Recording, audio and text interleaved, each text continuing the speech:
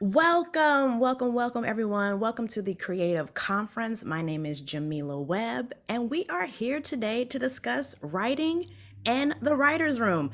I am so excited to be amongst these two talented, wicked smart writers. We have Rochée Jeffrey and LaToya Morgan. Ladies, can you please introduce yourselves? LaToya, you Absolutely. have to go first. What? Okay, Who fine. is I will go LaToya? first. I am LaToya Morgan. I am a writer, producer, director, currently showrunner for a new HBO Max series called Duster that'll be coming out very soon, I hope. I've written for a bunch of shows, The Walking Dead, Shameless, Parenthood, Into the Badlands, all that good stuff. And I'm happy to be here. And I'm Rochée, and I've written on a bunch of shows, most recently Grownish, and a show called Woke, Smilf, um, some fun cable comedies. That's me.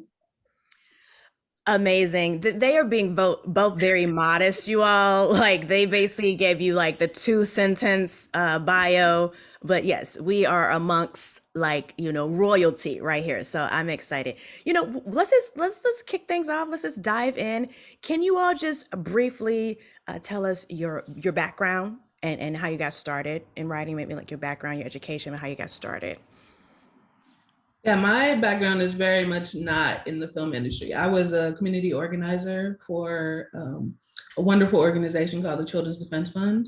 And so I was very much into politics. I was like trying to save the world, but I also really loved writing. And so um, after, doing a lot of traveling for my job, my mom finally convinced me to follow my passion and apply to film school. So I went to AFI and spent 2 years learning from some of the really most amazing writers in the business. A lot of them were nominated for Academy Awards.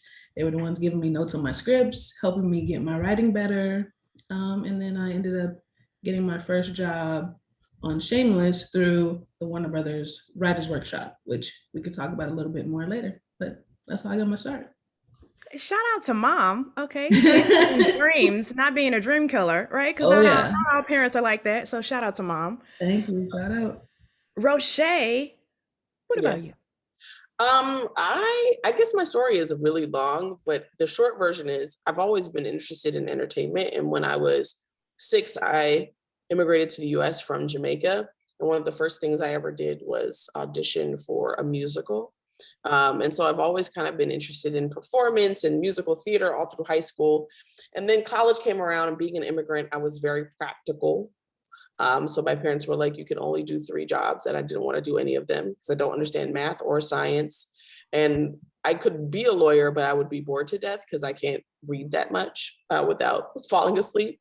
So eventually I kind of went on a circuitous path, and then ended up in writing because I changed my major to film my last year of college, directed a show in Belize called No Matter What after college, and then decided to work in the nonprofit sector.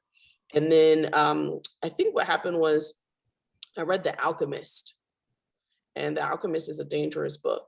It will make you get a divorce. You will leave all your friendships behind after you read that book. So I read that and I said, I hate my life. I hate living in this basement apartment in DC, and I want to learn how to write for television because I discovered Breaking Bad. So that's how I got into it. I started writing because of that. And I ended up moving to LA thanks to Issa Rae because she decided to make independent pilot of a drama that I had written. So that's the long story short of it. Okay, so how did you get this independent pilot? Issa was doing something called Color Creative. And at the time, she had produced 3 independent comedy pilots.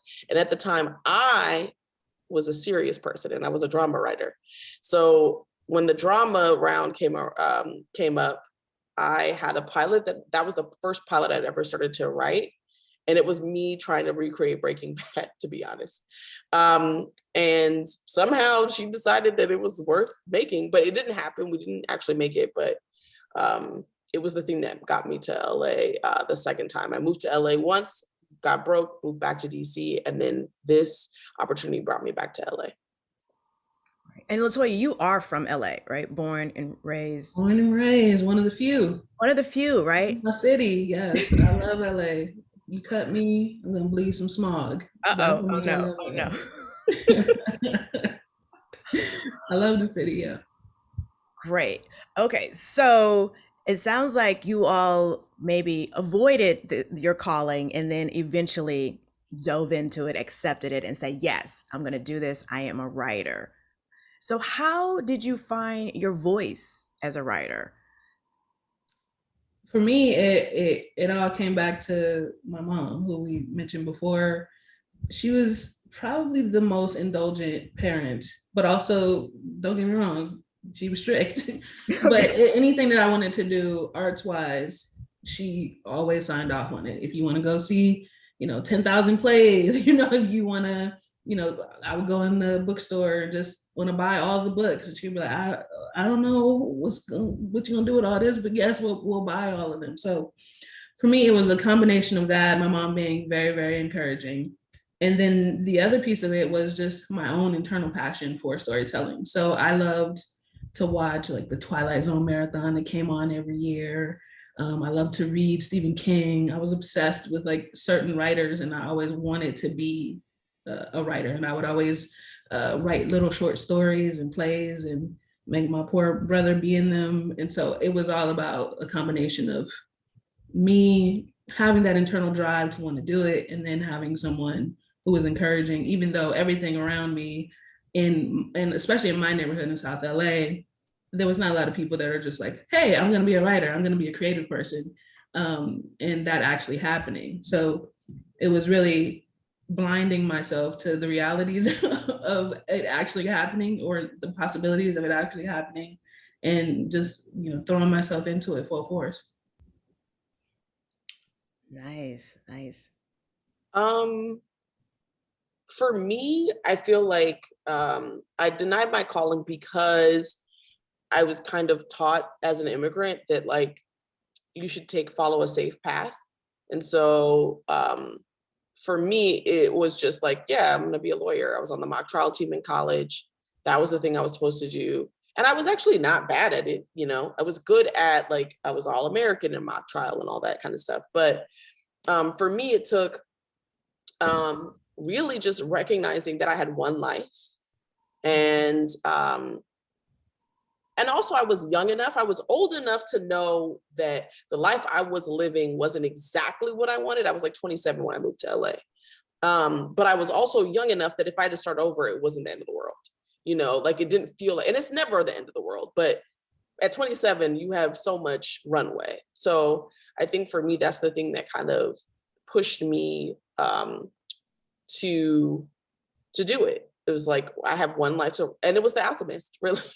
Shout out to The Alchemist. It was reading that book at that Shout time. out to like The Alchemist and Moms. I'm just saying. Yeah, Yes, Alchemist and Moms. And I mean, also at the time, I was fired from a job. It was like the perfect combination.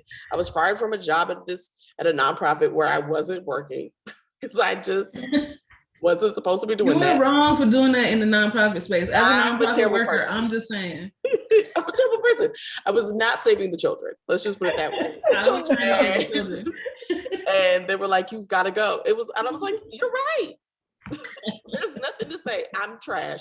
But that combination of that timing, hitting 27, which I think is a really big age, I think in a lot of ways, because it's like marks the kind of beginning of the end of that decade. And it was just all those things came together and made me say, okay, well, this is the only chance I'm gonna have to do this. All right. Well, shout outs to nonprofits firing you. Yes. Okay, like saying we got a small budget. Let's get out of here. We need to find somebody else. What are you doing? Okay, so and LaToya, I've seen and read you were also thinking about being a lawyer. So we have two. Thankfully, you all did not go into the law profession. You went into writing. Okay, so you all have been Howard, right? AFI, UC Irvine, like you went to college or grad school. How you come out of school? How did you get your first staff writing job? How did that happen? Well, after grad school, for sure, it was I think one of the things that they would say to us at AFI is that it may take 10 years for something to happen. And I was just like, it can't take 10 years. I can't do it. I was like, I don't know. Like, maybe that's the story for everybody else. It can't be for me. Now, we got close. It was 5 years before, after grad school, but it's still, I was just like, it can't be like a decade or else I'm going to lose my mind. So what happened was, obviously after AFI, had a ton of student loans, which was ridiculous, but I wouldn't trade it because I had a great experience there, wonderful education. That's where I met my wife. It was great. But you know, I had to get all these terrible jobs. They were terrible, like working at like an agency as like a floater, working at a production company as a reader, being a studio reader, doing coverage. All those environments were good because you learn the business, but also bad because there's toxic people. Mm-hmm. And let's just say vases were flying, craziness was happening, yelling. And I was just like, I can't deal with this. I need just a job where my soul has peace. I don't have to walk in worrying about, you know, people being disturbed and hollered at. And so I actually had a friend who recommended me for a job helping to preserve photos for the Film Academy, which was great.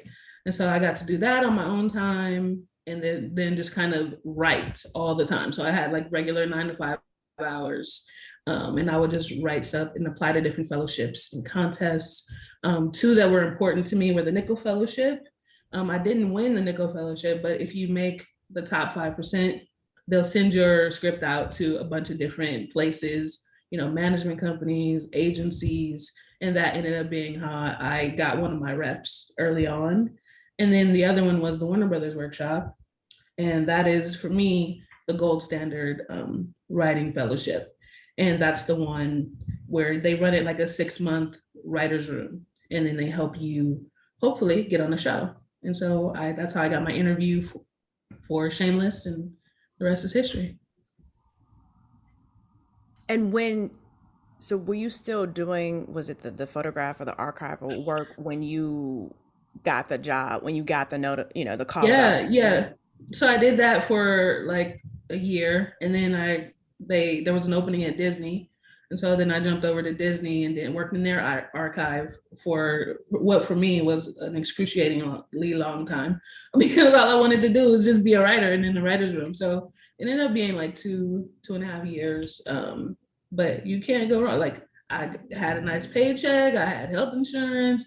It was everything that they teach you that are creature comforts that you think that you want, and you know in your soul you could stay at this place for like 10 years, 20 years. As a matter of fact, the people in the department that I worked for, they thought I was crazy for leaving. They were like, this is the steadiest job. Everybody wants to be in this job except for you. And so I was like, yeah, this is why I'm a bad employee. I'm like doing my lunch and taking part of my time to be writing my scripts when I should be, you know, preserving some piece of history, you know, for Disney. But yeah, I was working at that job when I got the news, and it was a very happy moment when I got to walk in with that letter saying that I had gotten into that fellowship. So I hear that you were getting over in the for-profit space, and Rochée was getting over in the nonprofit space. I think there's a theme here. I think there's a getting theme, over, right? Yes, you got to. Sometimes you got to get over and pursue your dreams. Okay, yes. That's the name of the panel. How to get over corporate and nonprofit America. Right. Yep. Awesome. Okay, Rochée. The first gig, it's so funny because every person's story is so different. Mine was that, yeah, after I moved, so the real story is that I moved to LA on unemployment after I'd been fired, and I was staying in this apartment. It was a mess. I was broke, and I wanted to get a job in the industry because at 27, for me, I was like, it didn't make sense for me to like be a barista because I wouldn't get to necessarily meet people who were in the industry. So I was really focused on like PA gigs, whatever that could get me in the door, and I couldn't find one. So I had to move back home 9 months later. Everybody was like, bye, we'll never see you again. That was the energy. And they almost were right, except for this Issa opportunity. I come back, and at that time I had a writing partner, and they were supposed to make this independent pilot, they didn't. So I used that guilt to get a job as a PA, because I finally broke in and got a job as a PA for Casey Undercover. And I did that for 9 months. And then right as that was about to end, Insecure, the first season, was coming up. So I emailed Issa back when, I'm sure, I don't even know if this email address still exists, but I was like, hey girl, y'all didn't make my show. Can I be a PA? And she was like, actually, sis, yes, because we didn't make that show.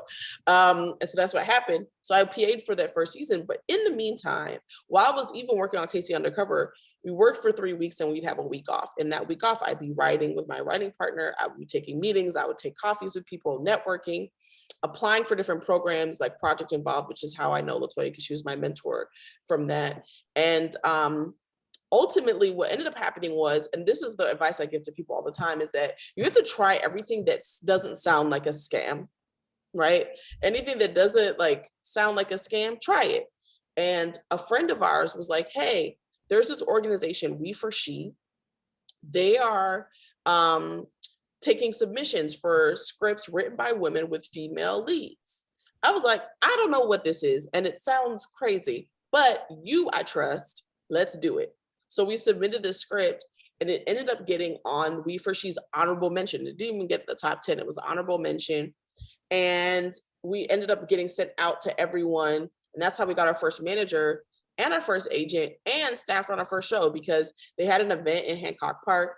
We go there, and these two white ladies, older white ladies, come up to us and are like, hey, we need, essentially they needed Black people on this show that they had created, because there were so many Black people on it.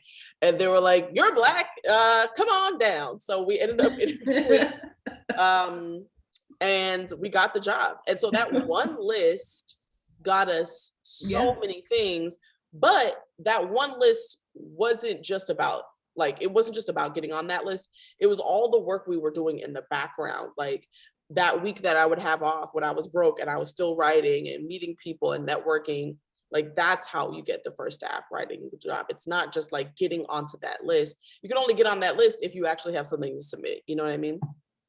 Yeah, and can I just add to that really quickly? I would also say you have to have more than one thing. Like some people like just work on the same thing for like years. It's like, no, you have to have multiple arrows in the quiver that you can use, especially when you're talking about folding in a representative. The first thing they're going to say is, what else you got? Yep. So you better have an answer to that. Yep.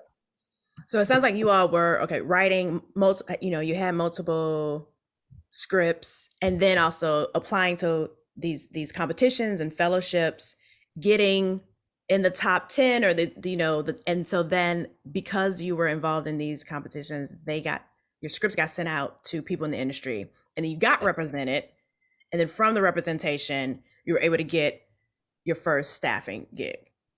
Yeah. Well, for me, the representation helped, but it wasn't the reason that I got the first gig. It was really through the Warner Brothers workshop, because not that this should be like a whole thing of me selling why it's so great, because it is. I'm not just saying it because I went through it, but it was the first thing that kind of prepared me for the crucible of what it's like to be in the writer's room. Because a lot of the fellowships, there are other fellowships, but the kind of general ones don't do that, where you're like, oh my God, I have to pitch a story.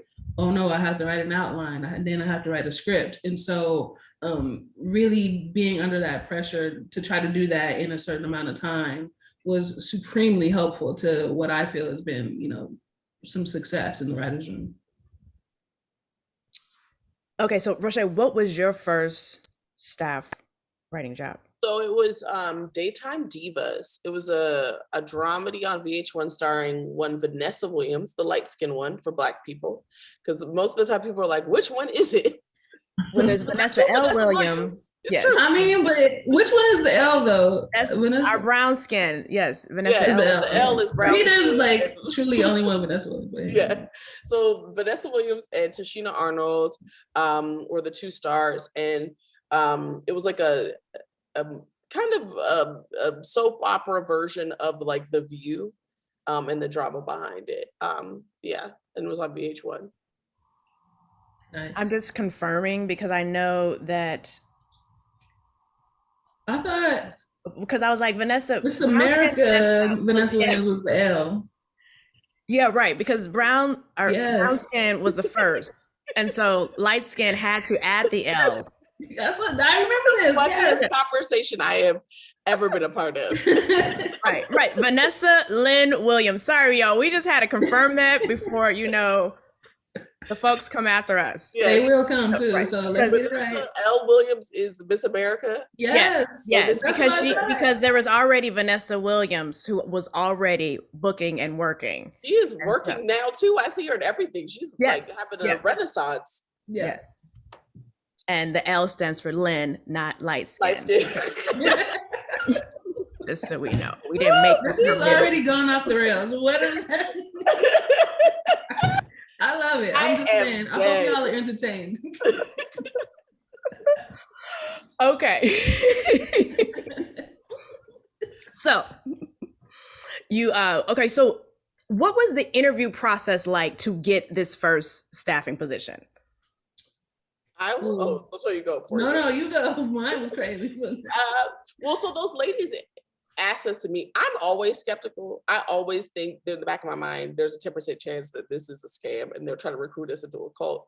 But we went to a studio and it was them, and then they created the show, but these two other writers were running it. And we asked around. This was actually our second staffing interview, actually. And we'd done some research about the kind of questions that are asked. It was an interesting interview because there was no pilot and it was the first season of the show. And I think interviews are different. If you have an existing show with episodes, the expectation is that you would have watched as many episodes as you can and really know the characters in the world. Or if it's a show where there's actually a pilot for you to read, right? You could read the pilot. We didn't have that. We just had a concept. And so we had to go in there and just kind of, I say it's like sounding smart and sounding like and understand story, but then it's also personality. People want to be in the room with people they like. So to me, it's equal parts like, do you have, a strong sample? Do you understand the show? And like, it was like us demonstrating that we were fun and personable and could add value to the world. And so that's kind of what we did in that interview. Man, I wish I could go in interviews with somebody else. You know what I mean? Like the strength in numbers. Whew, man, especially for that first interview. My first interview for Shameless was pure insanity. So first and foremost, the showrunner for Shameless was John Wells, and he's like one of the biggest TV producers of all time, and he's done shows like ER and a bunch of other ones. But it was supposed to be at his house. And I was like, oh my God, this is terrifying. But then it changed and it got worse. I was already nervous about that. Then they said, not only do you have to interview with John Wells, you have to interview with like all the writers. So I had to go into this writer's room and be interviewed by him, all the other staff, because I'm coming into season 2 of the show. So there was already an entire season that had been done. It was based on a BBC series. So in preparation for that, not only did I watch all the episodes of the American version, I went to I don't even think Amoeba's still there on Sunset. I went to Amoeba and I was like, I need every episode of Shameless from the BBC. And they were like, I got you. So I got all those DVDs. I watched, this is in the span of I want to say 3 or 4 days maximum. I watched so many episodes of Shameless. It was not even funny. I found one script. I had someone find me one script that they had written, and I go for this interview, and it was the entire staff, a couple of executives from John's company, people coming in late, people coming in with coffee. I'm sitting up here tap dancing, trying to be funny, trying to be charming, trying to say how much I love this show, what I can bring to it. John Wells is asking me questions. I'm just like, oh my God. I'm trying to be intelligent and answer this question. And somebody coming in late, who the fuck is this? And I'm like, wait, I'm hopefully gonna be one of the new writers. They're asking me all kind of questions out of nowhere, just being crazy. And this whole process took about 15 minutes. So they always tell you the longer the interview, the better. And so I'm looking at my watch, that was only 15 minutes. Oh my God. So I leave with one of the executives and she was like, that went really well. And I was like, I felt like I had been hit by a train. I was I didn't think anything good happened out of that. So all the Warner Brothers people, all the fellows were like cheering me on. They were like, I can't wait to hear what happens. Like, keep me posted. I left that interview, and when I was sitting in the car on the Warner Brothers lot, and I will never forget it, I was just like, I cannot believe I just lost that job. So I leave. I know they have like maybe 6 or 7 other candidates that they're looking at. And eventually, like, I kept getting updates like, oh, this person like tanked the interview, or oh, this person like yeah, they didn't like their writing sample or whatever. And then eventually I got the job. But in the moment, I was just like, I didn't get that. I know that I'm not working on that show. And I was wrong, thankfully. That sounds terrifine. It was. Like, everything she said gave me anxiety. Yeah, I'm sweating over here, and you've had multiple jobs, like, but so you're fine. But that sounds. Whoo. Oh my God, it was the gauntlet. I've never before or since had an interview like that. Well, okay, so it sounds like the Warner Brothers program really prepared you, LaToya. Yeah. Hey, I want to know, both of you all, you made it. You got your first staff position. You're in the writer's room. How do writers' rooms work? I feel like we know so much about like how to get there, how to write, what education you need, what programs apply to, but you get in that room, do you know what to do? I mean, I knew some just from having done the workshop. I think like what you have to do as a staff writer is come in and try to help plug holes, right? So you're not an executive producer, you're not an upper level writer. They are being very well paid to figure out like the bigger, larger problems of a story. And your job is kind of to swim, in between the cracks and try to figure out ways to help them. For me, I always tried to be someone who was a problem solver. So if people were like knocking their heads against something, like trying to figure out how to fix a story problem, I would be the one that would be, on the computer, like trying to do research, trying to bring up ideas that I thought would be helpful. And that has been, really useful for me in all the rooms that I've worked in. Ooh, this is a very difficult question. It's like asking somebody like, well, how do you make a relationship work? Everybody's going to have a completely different kind of take on it. I mean, every room is so different, and everything LaToya said is true. I think the first room experience is really about listening, I think, as much as you can, as much as it is about contributing. You want to contribute, and you want to contribute enough that people think that you're valuable. But I think really studying what the upper levels and the mid-level folks are doing, really listening to what the showrunner is talking about and wants, and what they are kind of the dynamics at play. I think that's really what's most important. In terms of how the rooms function day to day, I mean, it really is just like a group of smart, funny, intelligent people, if you're lucky, sitting around trying to figure out stories. So there's a lot of like blue skying and brainstorming at the beginning. And then there's breaking down characters and understanding characters and character arcs, and then breaking down episodes and what they look like. So, I mean, it is a lot of kind of back and forth and conversation. And some of the rooms, a lot of the stories based on like your life, you have to bring a lot of yourself to the room, and your personality and your personal stories.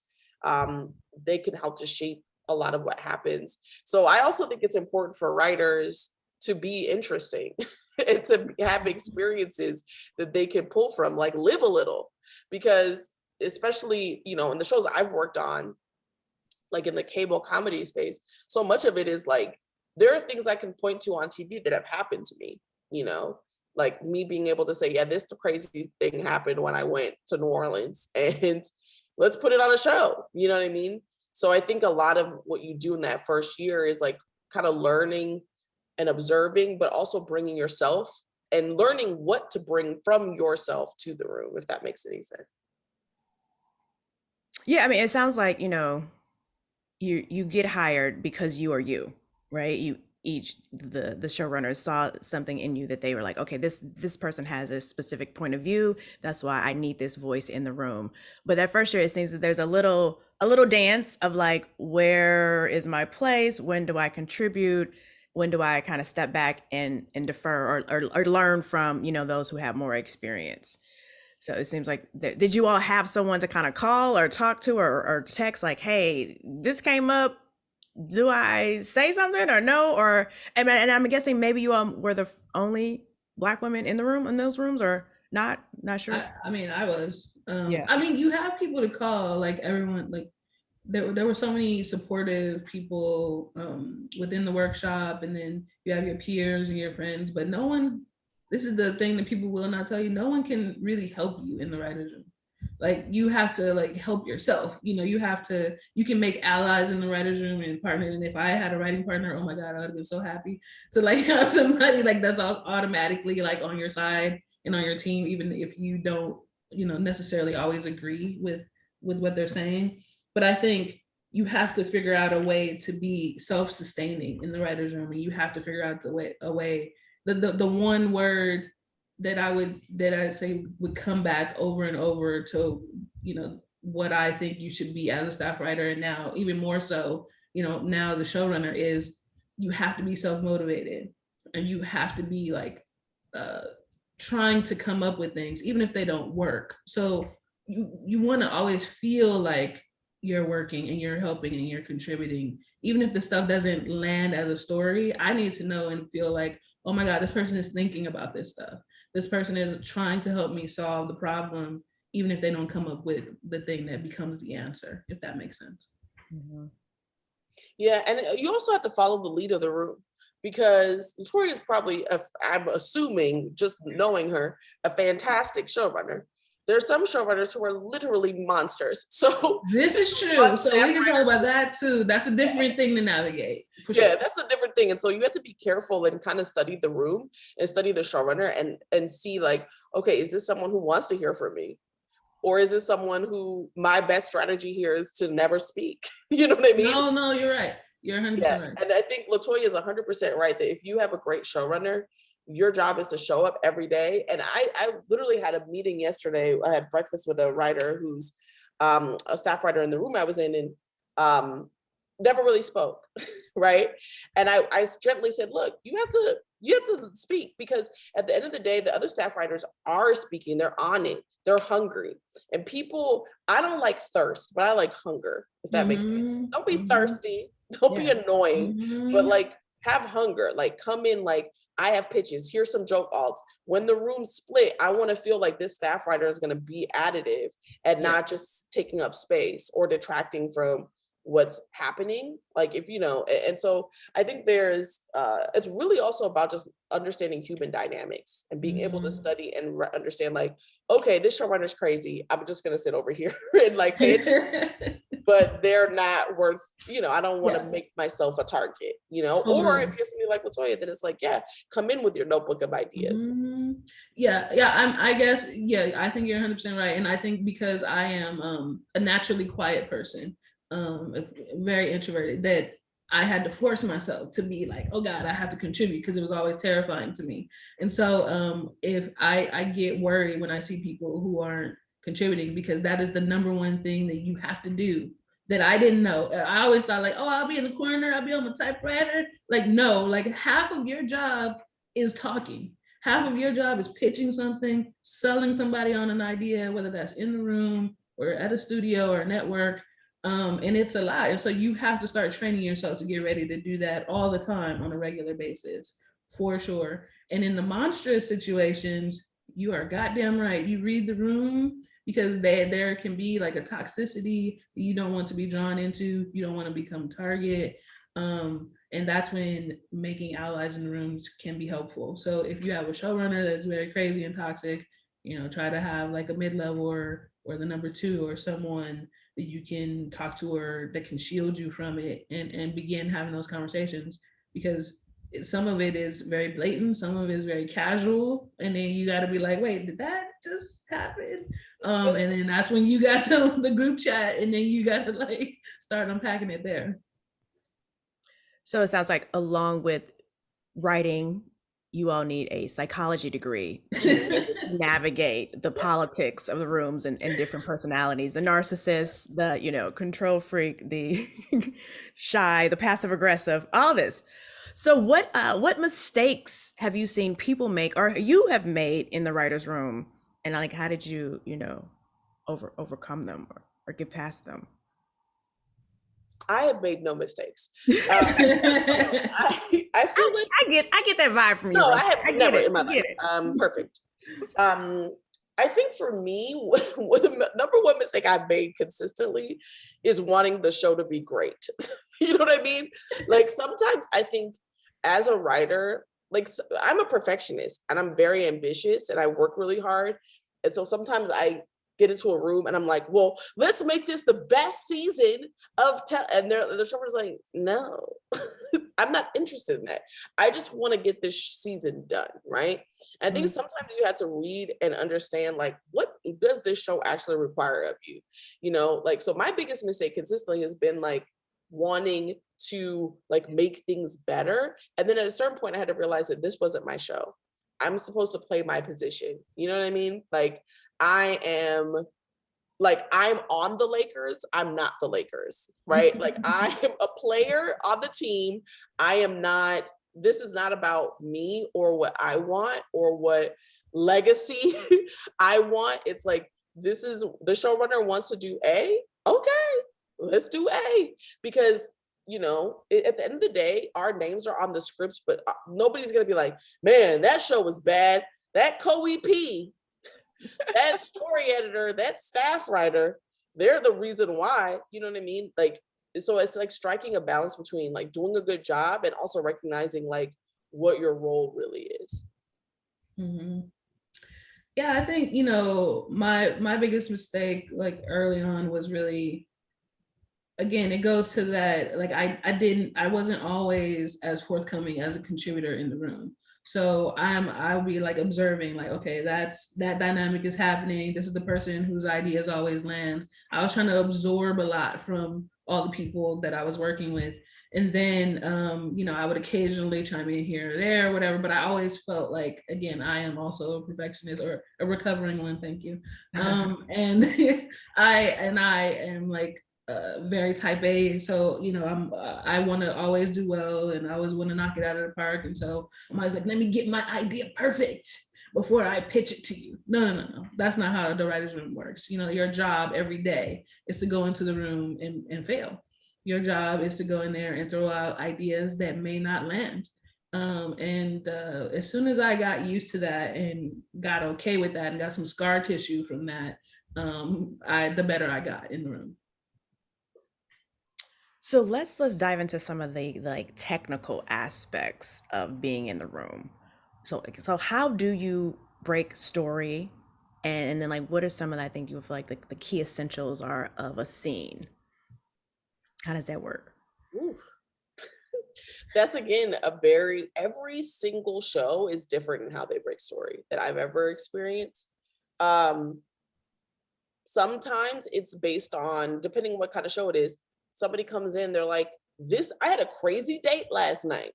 And then that becomes the basis of an episode, you know? Sometimes it is character and arc based. Like there are some showrunners who are very like fastidious and they're very much like, this is what's happening. And then the character does this, and then this happens over the arc. And so you break episodes based on kind of where things fall in the season and how you want to move characters along. And I think that to me is how I like to work, right? Is like understanding where characters are going and thinking about character arcs and story arcs. But every show is unique. And I think that's a thing that's also kind of difficult in my experience, is like figuring out like how this showrunner likes to approach story. Sometimes I know some showrunners where it's like the idea is more important than the character and the story arc. And then you kind of make the idea fit into whatever you're doing.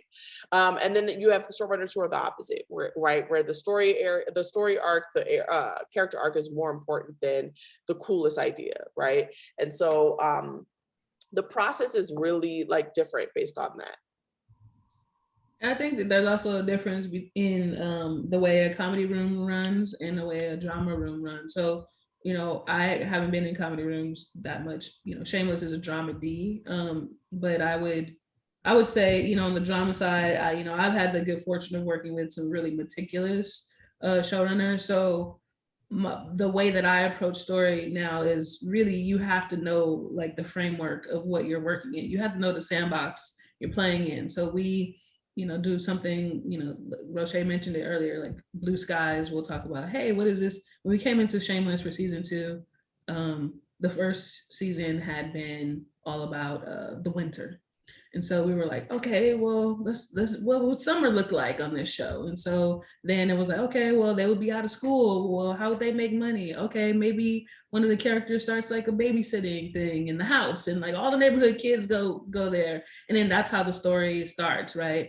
And then from there, you kind of start to break it down by episode. That season, every season is 12 episodes. So you're going to start somewhere, and you start thinking about where would you like the story to end in episode 12, and kind of start filling in from there. And then in the middle, there's a lot of Wild Wild West stuff, right? So people are just coming in with crazy stuff like, what if there is like a competition for a car? Like, people are just thinking of wild, things that the characters could be doing, and you fill it in from there. But I personally am the type of person that really needs, parameters, because the story can be anything. And if you don't kind of guide it or narrow it down, you will end up being in writers' rooms for hours and hours unnecessarily, just trying to fill in space. And so like LaToya, you've been on more, I would say, like some like period pieces, genre, right? So it really is about the rules of that world. Whereas like Rochée, you've been in more comedy, so it seems like maybe you breaking story, bringing your own personal story, like you said, like this happened last night on this date, or when I was growing up, we used to eat blah blah blah blah blah. So just needing to have that familiarity of both of those worlds, or whatever world you're working in, to come and to like bring that into the room. It sounds like you have to be confident, either in your life or in the research that you've done. Yeah, for sure. I mean, like, and you can use your personal what you bring to the table across the board, right? So if you're on a show like Parenthood, we would have something called Tissue Tuesdays, because everybody would be telling like their personal like sad stories and stuff, and and a lot of that stuff ended up in the room. We had a cancer storyline, we had an adoption storyline. Both of those things have touched my family personally. My mom is a cancer survivor, so I was able to tell stories about what she went through. And my aunt adopted a child in foster care, so I was able to talk to them about things that she'd done, and that those ended up being storylines. So that's really fulfilling when something like that happens. But when you're doing in a genre space, like something like Into the Badlands, it really is, you thinking about what it would be like for you in a world like that. This is a dystopian future. So where the Black women at? Where are you? Like, how are we going to see that? Because I'm not doing a show like that. That's the future where there are no Black people. So then you start having those conversations. What could it look like? How can we make the women characters as strong as possible? How can we avoid tropes if possible? So those are the conversations you have. And how have you all navigated that, I would say, pressure of if being either the only Black woman in the room and having to feel like, okay, when I say this, are they expecting me to speak for all Black women? Or, okay, I'm not speaking for all Black women. This is just me giving you my personal opinion. Like, I feel like there's just a lot more pressure for us. So how have you like navigated that? And then how has it been a release when you've been in a more Black, room, or like, more POC room? So I actually have never, I think I've only been in one room where I was the only Black person. And I'm gonna say something crazy. I don't really think, I've been in great rooms with lots of white people. I've been in great rooms with lots of Black people, but I've also been in terrible rooms with Black people and terrible rooms with Black people. It all depends really on the showrunner. I think the showrunner is the one who sets the tone for everything. And if the showrunner is crazy, the room is gonna be crazy. I don't care if they're Black, gay, white, straight. It doesn't matter. Like, craziness just seeps down. And so I will say that in terms of the pros of being in a room with diversity is you don't have to explain stuff as much. You kind of just, we understand. There are certain things that there's a shorthand, and so you don't have to explain things. The and certain issues. I had an issue on a show where a dark-skinned Black actress was kind of loud. Like, that was her character. She was loud and funny. And then they wanted to introduce a replacement who was also a dark-skinned Black woman who was loud and funny. And I said, no. I was like, we have to be cognizant of the way that we're portraying brown-skinned, dark-skinned Black women. Like, but these white people did not understand. They thought I was saying they were racist. And I was like, no, you're not racist. You're just not aware of certain stereotypes that exist about Black women, and particularly dark-skinned Black women. That's not something you know. That's the deep cuts. Like, you're not gonna know that. And they thought I was saying that they were racist. And this is not something I would have had to explain if I was with Black folks. Most Black people are intelligent to understand. So the minute I said it, y'all nodded your heads because you know what I'm saying, right? And so they would have been like, oh yeah, we get it. Oh yeah, we that slipped our minds. We get it. So there's certain nuances like that. And then I will say that I get a little frustrated being a Black writer sometimes because I think that most of the time I'm hired because there are Black people involved on the show.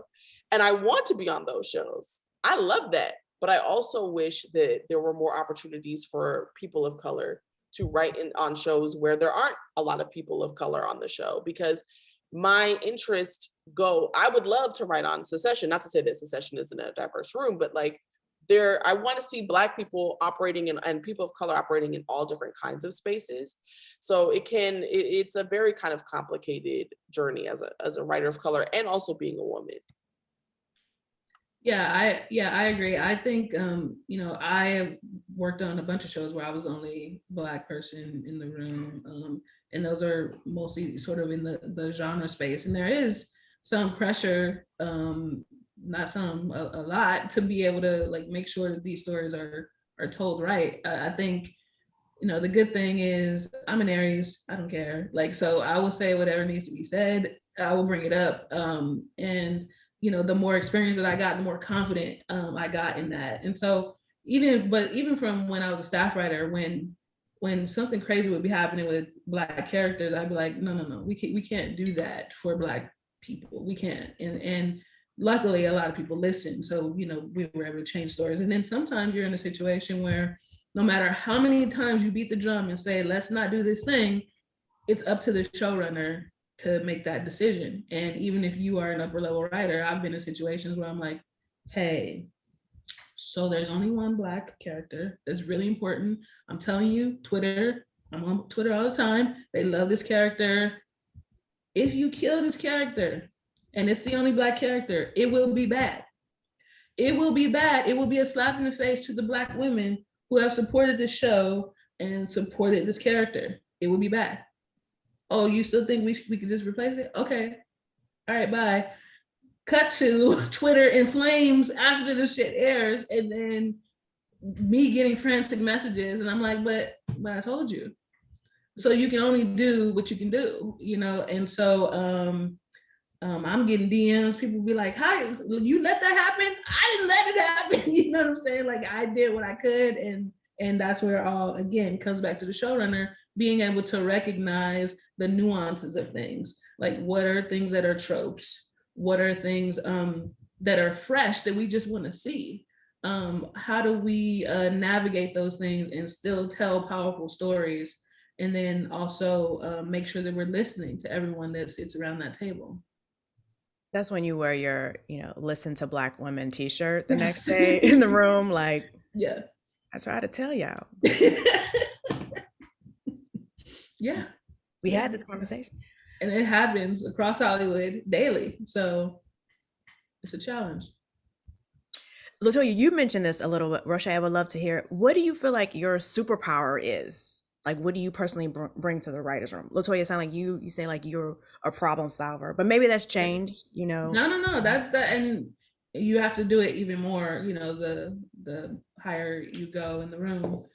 Definitely, I'm definitely a character-driven storyteller. So there are some people who are really, really great at like the plotting and like the big picture, and I have those skills as well. But I love getting into like the granular. Like, I love like the smaller character beats, like that build to something big for their story. So really paying attention to character, doing research, being a problem solver. I think those are probably my superpowers. I think my superpower is big ideas. I'm the big ideas person. Like I like to think outside the box, and I'm able to also kind of weave theme and character into those big ideas. And so I think that's like um my biggest asset in terms of like being in the room. And then there's some other stuff that have nothing to do with writing, right? That I think writers also should identify, like what their skill set is, you know, and those are the things that you discover over time, like how you, because being in a room is more than just telling stories and fixing stories. It's also like, who's the person who's good at like persuading folks to get things done?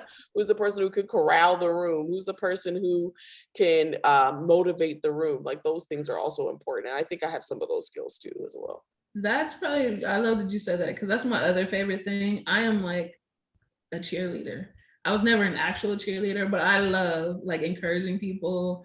I want to see people succeed. So I'm really good at being like, team, let's have this like huddle. Like we got to get this accomplished. Like I know we can do it. Like I want to give that like locker room speech to have everybody like, you know, burst through walls. I love that. And I think it's so important to be able to do that and make sure that your team knows that they're valued. Like some people have been on shows and been, you know, over their career, so no one even says, you know, thanks, you know, thanks for your work. Thanks for your ideas. Thanks for, you know, bringing your energy. And I like to be the person that sort of says that all the time. So LaToya, you start the group chat, and Rochée, you're like, hey, we need to go to Amsterdam on our week off and come back and write. Yes, I'm with it. Because it is hard work. It just is. And that's the thing that as much as work as I knew it would be to be a showrunner, it is 1,000 times more work than you will ever know. And you have to have a skill set which involves, first of all, being good at your job, but also being able to delegate, to know who's going to be able to accomplish things because you just simply can't. There's just so many moving pieces. And I think, you know, part of it is also my other superpower, which is I love being on set. I love it. I love meeting all the departments. I love seeing their creativity. So, you know, just being able to appreciate and value the artistry that so many people bring to shows is just an honor for me. Okay, so you got your first staffing job. I've heard this from numerous writers. I just want to know, is it true? I heard that getting your second staffing job is harder than getting your first. And if that's true, or if it's not, and like why, and what can a first time writer do to try to like avoid that? Is there anything to avoid, or is just like the part of the industry? That's so funny because I found that to be true too. And I actually, the staff writer that I met with was in a Audible room that I ran last year, and she's having the same trouble. She hasn't been able to staff on a TV show in 2 years. So she was asking for some advice, and the advice I gave her was this. I was like, one, I think a lot of people get representation and think that's the end. Like they're like, oh great, I got a representation, I'm good. And it's like, no, you have to you have to be your biggest agent and manager. Like, so you have to go out there and you have to seek the work just as much as your reps are seeking the work. I also think that you have to take advantage of this time that you're down. If you're in between gigs, this is your opportunity to write. This is your opportunity to create material, make a short film, do whatever you need to do. And I think the best advice I can give is to be proactive in your career at every stage of it. To this day, I have 4 agents, I have a manager, and I have a lawyer. I've worked on 9 shows. I'm still hustling. You know what I mean? Like, I'm never just like sitting down going, okay, well, the thing is going to find me. I'm like, okay, I have some downtime. I'm going to go to Miami. And then after that, I'm going to write a script, or I'm going to write a pitch. Listen, Rochée be traveling. That's all. I know. I knew it. I knew Rochée be traveling. I'm like, I wish I could travel like Rochée traveling. But I'm like, you know, you have to find that balance, and you also have to like do the work, you know, and create opportunities for yourself. That's what I would say, because you can't control this industry. The industry is going to do whatever it's going to do, but you can create opportunities for yourself as much as you can.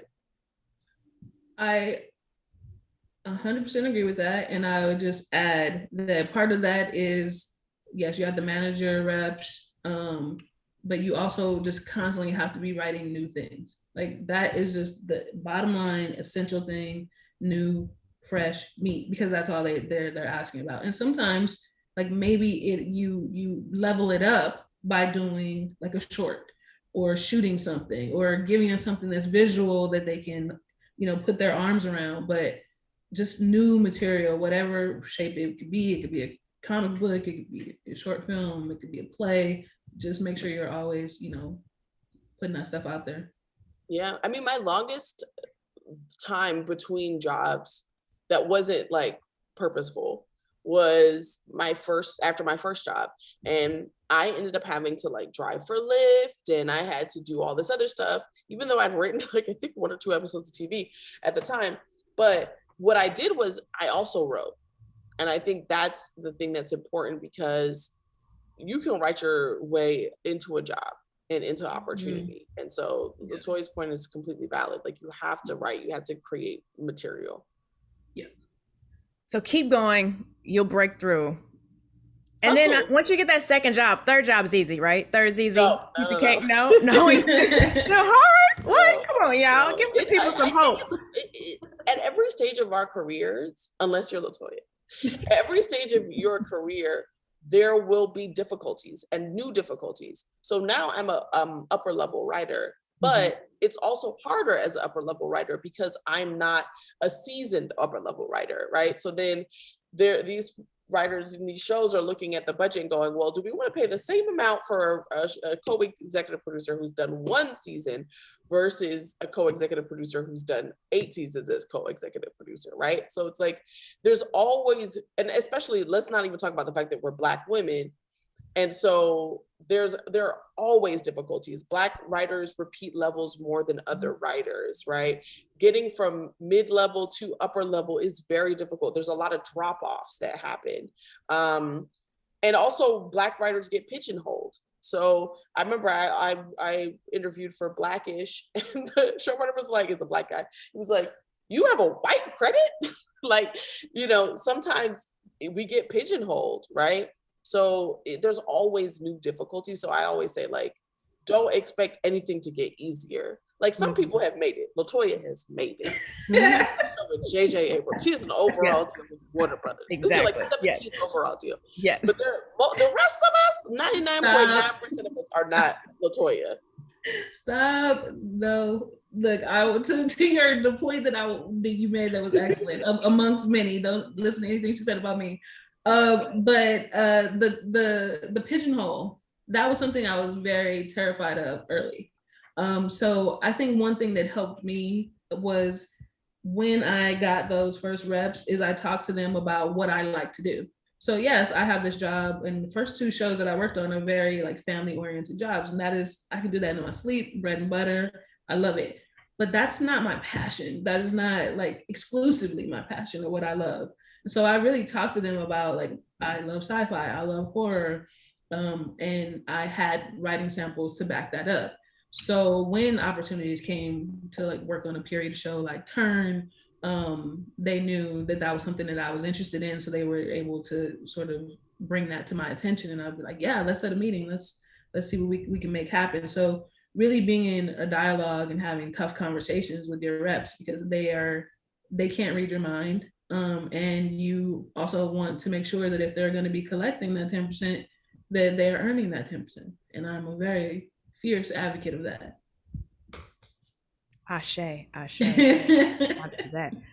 Rochée brought this up, and I want to dive into this. LaToya, how did you get your overall deal? Like, can you walk us through that process? Yeah. Well, the first overall deal I got was at AMC, and I got that overall because I was at that time an executive story editor, and my contract had run out, and I'd been on the same show for a bunch of years and really advancing in my skills, like being on set, and of course, the scripts, they were really in love with them. And I didn't expect that they would offer an overall deal. I was like, oh, I have this other opportunity to work on a Showtime show now. I'm about to go over there. And AMC said, oh, no. Like, stay here. we would love to offer you an overall deal. And I was like, what? So that was my first of all, my utter shock. And second of all, just then it just opened up the door. They really invested in me, and they showed that they really, were behind the skills that I learned on the show, and that they loved my writing. And so that was a great opportunity. And then after that, I got a second overall deal with them because I just got more responsibility. I got to develop more. I got to put together an initiative to bring more Black writers into the fold at AMC to hopefully get their shows made. So that was really important to me because I hated being the only Black person on these shows. I'm like, you can't tell me that there aren't. I know a ton of talented Black women who could also be sitting with me around this table who love genre. So it's a shame that we're not trying to find those creative talents and nurture them and bring them up through the process. So I was able to do that, and that was great. And then, I had been at AMC for about 5 years. And so I was like, what are the other opportunities that are out there? And fortunately, a bunch of, different places reached out to me and they were interested. And one of those happened to be Warner Brothers, and J.J. Abrams read a script that I had written and he loved it. And I met with him and we really hit it off. And he basically said, I want you to run this show. And I said, yes, please. And the rest was history. So that I hear that's three. Do you hear the humble brag? Rochée, like LaToya is like, and then it's like, you better puff out your chest. Like, so now my third overall deal. Right? All right, listen. It happened. Rochée knows this. Literally zooming in from a castle. I know. I'm impressed. That's all I'm saying. Rochée, tell me, what is development like? And do you structure your deals now where you can develop while also being in the room? It depends on the platform, the network, right? Because some are more open to it and others are like, please, you will not be able to do any development at all. The more you kind of rise in ranking though, you can get development carved out. And in terms of development, I try to have at least 2 or 3 things going at any given time that I'm working on myself, because you also, in approaching your career, you have to be very clear. You have 5? I was like, she lying. She has like 5. Oh, okay, yes. But no, I think it's important to know why you're in this business. I know I have a tremendous amount of respect for writers who are journeymen or journeywomen, right? Who like work their way up and they go from show to show and they make very good money and they have a beautiful home in Hancock Park. I like that. I think that's a great life, but that's not for me. I've always known that I wanted my own show because my voice is kind of unique. I have an interesting point of view and I've never seen it before on television.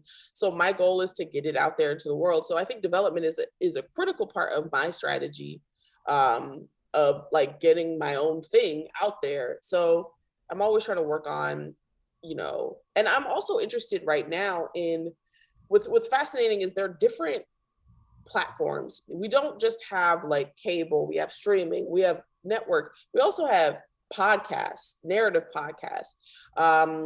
There's digital, there's so many different places to tell stories, and I want to be where everyone is telling stories. So that's kind of my next thing is I want to create in all the places where we're telling stories.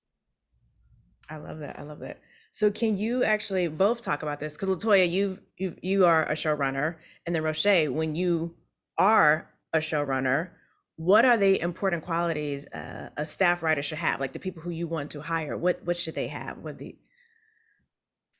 I think the most important thing is what Rochée just talked about, which is voice, right? So you have to be able to tell a story and use your own voice and your experiences in an interesting way. I think people lose sight of the fact that this is entertainment. So you should be entertaining me, not for my own pleasure, but on the page, you should be like, from page 1, I have to look at your script and know, first of all, did you spell check? Let's not get it twisted. You must spell check.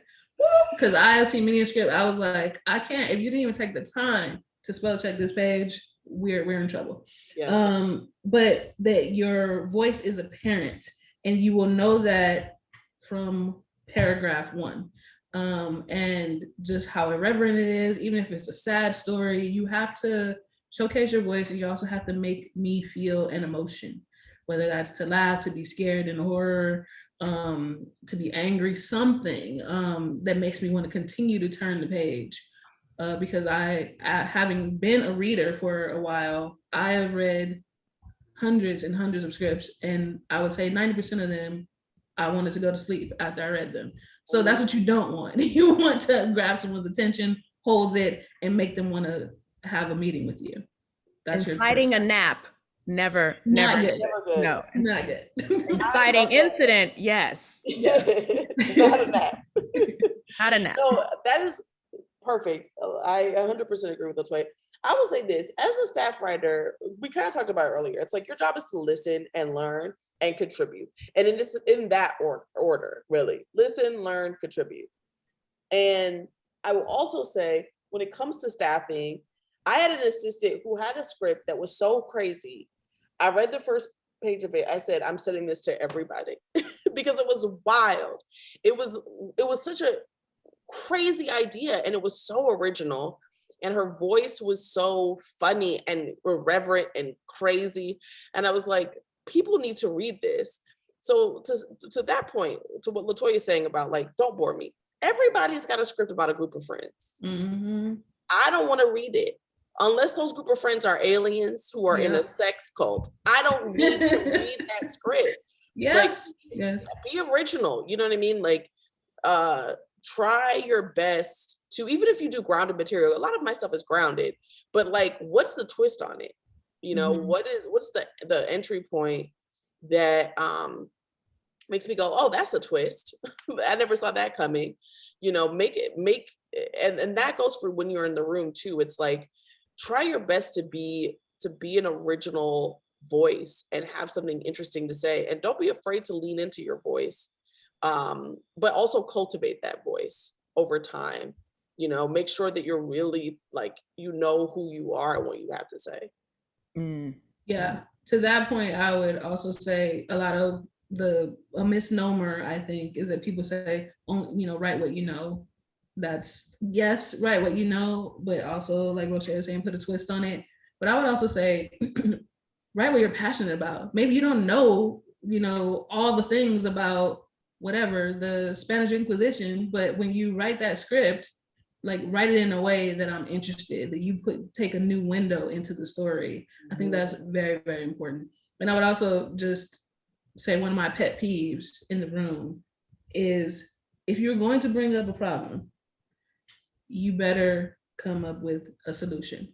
Even if it may not be the one that fixes everything, at least attempt to come up with a solution, because there's nothing worse in the room than the person who's always like, well, I don't like this, or this doesn't work, or this, that, or the other. You have to be the person that, again, is a problem solver, and is always trying to plug holes rather than like drill them.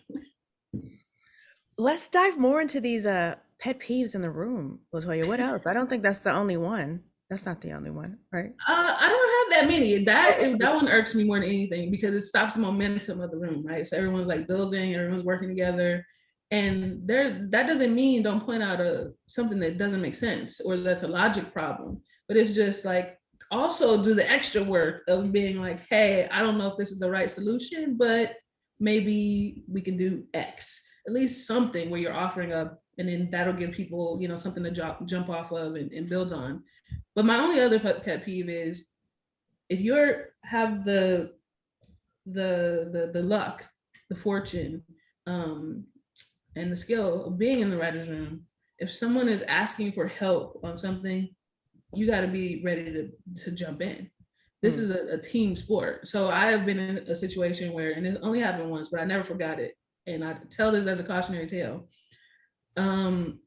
You should always, like, even if it's the small things that you don't want to do, like, oh, okay, our show is going to do some social media stuff.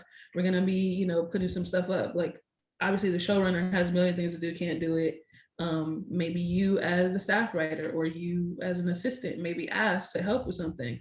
I was just always the person that was like, hell yeah, please put me in, coach. Like, I want to like contribute in any way I can to do that. And I would just say your answer should probably be yes most of the time rather than no. Mm. Rochée, do you have any pet peeves? I have, how much time do we have? I actually don't have that many, to be honest. I can say by pet peeves from both, like, if I were a showrunner versus, and also like just being in a room. I think sometimes there's this, to LaToya's point, I think you should always have an alternative if you're going to point out holes. There's also this reticence to not have holes pointed out, which I don't understand, because I'm like, that's helpful. If somebody points out something that doesn't make sense, it doesn't make sense. You know what I mean? And so we, you know, what I don't like is when, one, people don't pay attention. Two, when people are resistant to any sort of criticism. And that goes from staff writer all the way up to showrunner, right? Like, we have to be willing as writers to take a note and to be able to process it. There was a great podcast interview with Michaela Cole. It's a British podcast where they make people read something they wrote years ago. So it's either a blog post, a tweet, a text message to a lover, whatever, an email, and then they talk about it for the whole hour. And so Michaela Cole's was a blog post she wrote when she was in acting school, and it was like, take the note, right? And the whole thing is like, she was like, take every note. That doesn't mean you actually have to do it, but what she meant was like, take in the note, process it, and then make a decision, an assessment about whether or not it is something that is worth pursuing or not. A lot of times people just like to reject ideas as opposed to like going down a path and seeing if it works. And that works from, again, from the lowest ranked person to the highest ranked. Like, take the note and sit with it, explore it, see if it works, and then make a decision before outright being like, no. And that's why even with me, I have a 24-hour note rule where I take the note and then I give myself 24 hours before I make a decision about it. Because sometimes there have been times where I've been asked to cut something down and I was like, no, that's impossible. And then I cut 12 pages down and it was much better. You know what I mean? So that's my whole thing, is take the note and don't phone it in. Like, be present. I love that 24-hour rule. I think that could just be also a life rule. Like, you know, take 24 hours to process any type of, you know, information and then move on and go from there. Okay, so the way we're meeting you all, right? We're virtual. I am not in the castle at LaToya's. I am not in Rochée's fat crib, right? We are virtual. We are still in this pandemic. How has that moving to the virtual space, right? The rooms, and I know there are rooms back in person, but how has that affected your work? You know, the pros and cons of pitching and being in the writer's room virtually. I mean, it's less fun to be on Zoom, that's for sure. But you can still get what you need done. I personally am, I recognize screen fatigue. So I definitely try to operate in the writer's room in chunks of time. So, you know, I try not to go, you know, longer than a couple, 3 hour, 2.5 hour blocks at a time. And I like to give people rest. I believe in people having a real lunch. Like, I don't like when people make people work through lunch. It's very bizarre.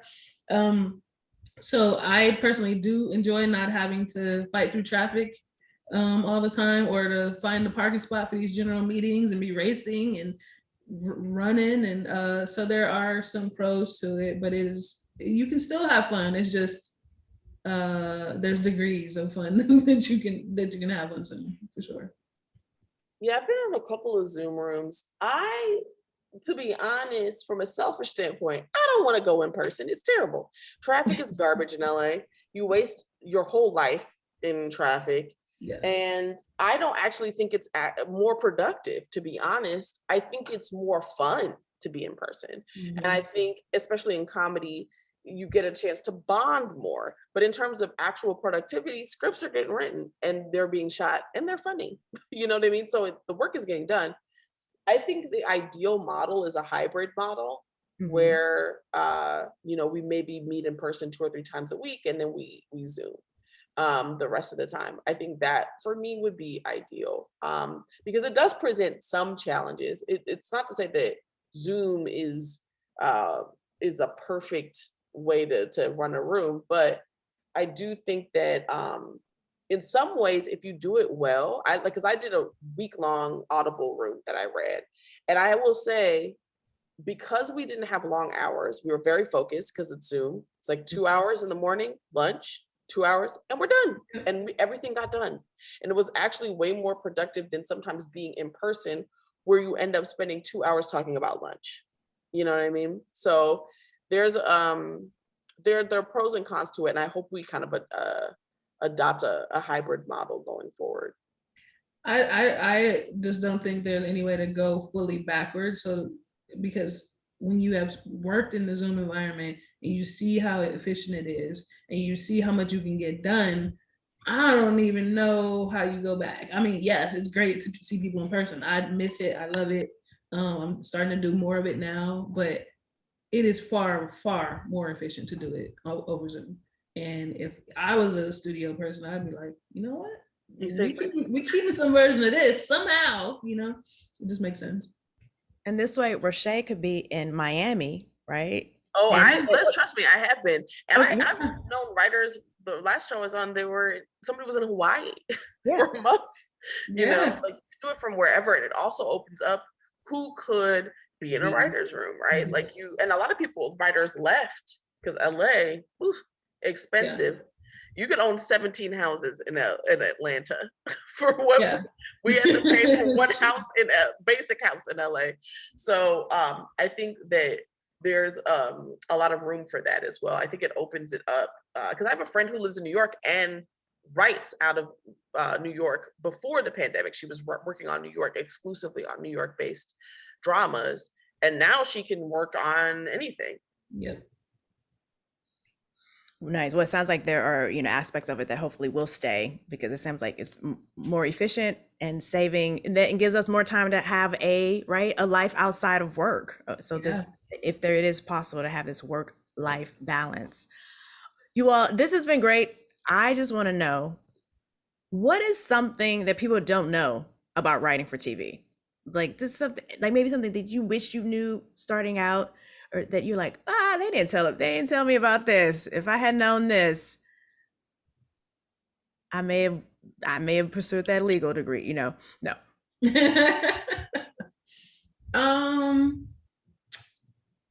I'm trying to think, the first thing that I didn't know was about how much you have to talk, which is right. insane, but we've covered that. I think the other thing is that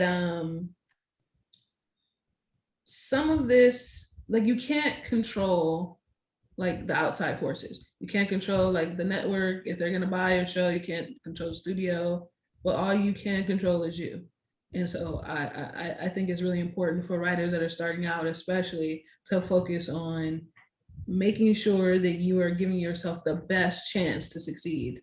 And so that means multiple writing samples in multiple genres, and then also just being willing to do that traveling so that you have stories that you can tell and bring up in those rooms.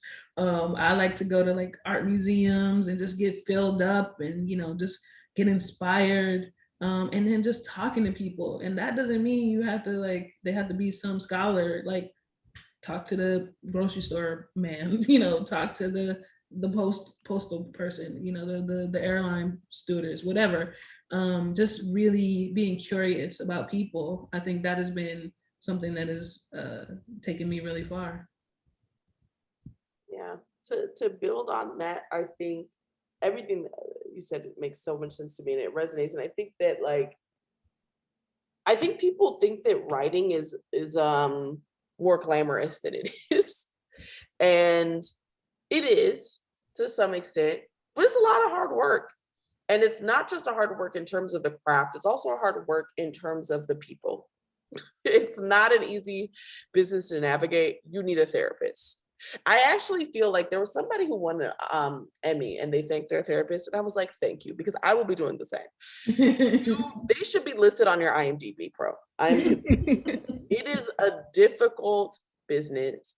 And so as much as you can kind of develop and mature spiritually, as you have to do that just as much as you have to develop on the page. Like, know who you are, know what you're about, and work on your issues.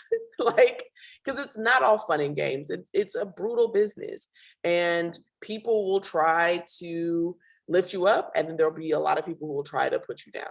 And so you have to know who you are in order to really make it in this business. What are some of the things you all are watching now that you're really excited about?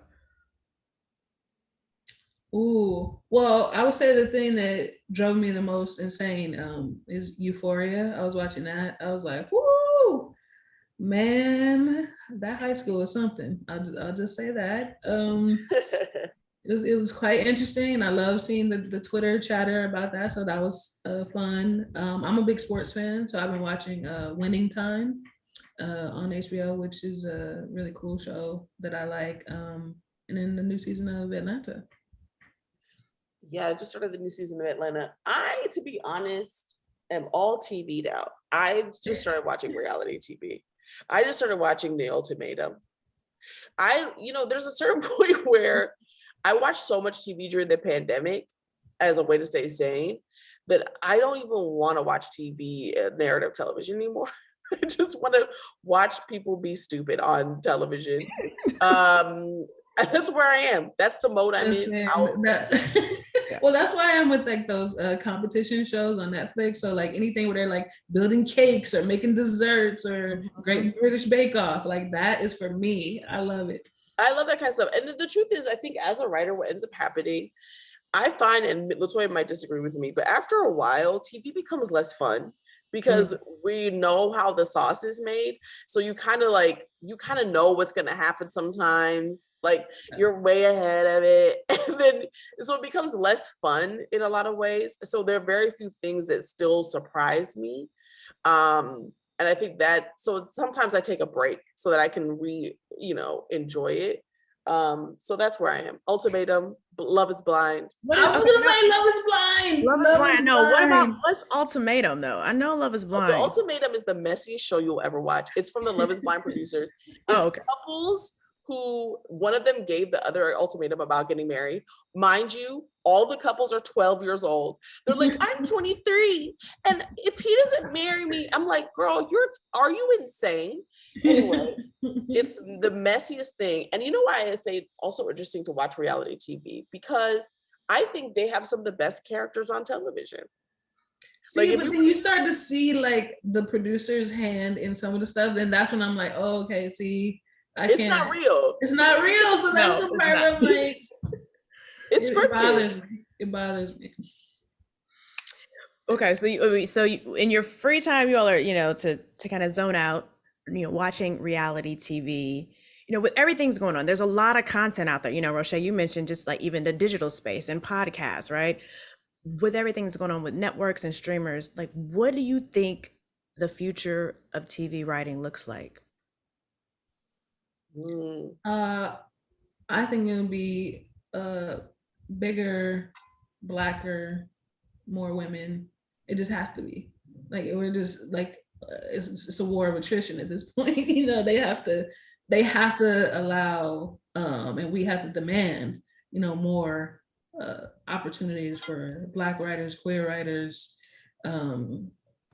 people of color in general to get that chance. And I think if that's first of all, to showrun shows and to be part of shows. And then as you're on that journey, I think what's really important is to really collect the skills that you need, because one of the problems is when you get that, sometimes when people get that opportunity, because they've been journeymen and they've been on a bunch of shows, they haven't produced episodes of television. So they may have a title where they're a supervising producer or in a co-EP, and they've never been on set. And that is a problem if your goal is to be a showrunner. So definitely more opportunities for us, but also more skills along the way so that we are able to seize those opportunities when they come our way. Yeah, I agree. I think there's definitely a push for more diversity in all facets of it. But I also have an inkling that business is going to become more and more international, because what we're seeing is the networks are dying. And so everybody is becoming kind of this international platform. And there's a point, for instance, like with Netflix, where they have maxed out the number of North American subscribers, right? So now it's like, well, we got to get international. So I think that's where the big push is going to be. It's going to be with these streamers. Once they get their domestic numbers, it's going to be a push for international. And so that means in some ways it could harm women and people of color, because a lot of the things that work internationally are not kind of specific to the American experience, meaning that the things that work internationally are like Game of Thrones, these big spectacles. But I do think that like people of color will be in those spaces and women will be in those spaces. But I wonder, like, I guess for me, it's a question of how will international impact the industry overall, like the push for it. What kind of stories will the industry want to tell it to appeal to these international audiences? But we saw with the Squid Game, international, Bridgerton, international, very diverse. So I think there's also the room for that as well. I think I'm a little more hopeful in this piece internationally, because I do think you're right, that is the next frontier. And I don't, though the shows that you brought up are big and spectacle and genre, and I think that is 100% true, that those are the ones that are like fastball down the middle, the ones that are going to work. But then there's also ones who have done extremely well internationally that you would never think of. And I only know this because I just happened to be at some talk like a couple years ago with the head of Netflix, and they talked about When They See Us and how well that did internationally. And that could not be more niche and more specific. And they had huge numbers in places like Amsterdam and Germany and all these places. And I was like, wow, that's super, super hopeful that you could tell a very specific, nuanced story that is unapologetically Black, and that could actually do really well for their home studio. That's great. Well, in a global world, we Black and brown folks, we are the majority. So, I think there is space, as you all mentioned, for all of our stories to be told. And I just want to thank you all so much. Rochée Jeffrey, LaToya Morgan. I don't know. I hope you all have been listening, writing down. There were so many tidbits. Listen, learn, contribute. Don't bring up a problem without bringing up solution. And the future of television is going to be bigger, Blacker, and more women. I think that needs to be a t-shirt, LaToya, right? Can we get a t-shirt? Can we get some merch? Right? Can we get some merch going? Come on now. Sounds like the title of this panel. Right. Bigger, Blacker, and more women. I love it. That's it. Yes. You're welcome. You all, we hope you enjoyed this as much as we did, and that you check out more virtual and in-person content during the Atlanta Film Festival and Creative Conference. Thank you all for joining us. Thank you. Bye. Bye.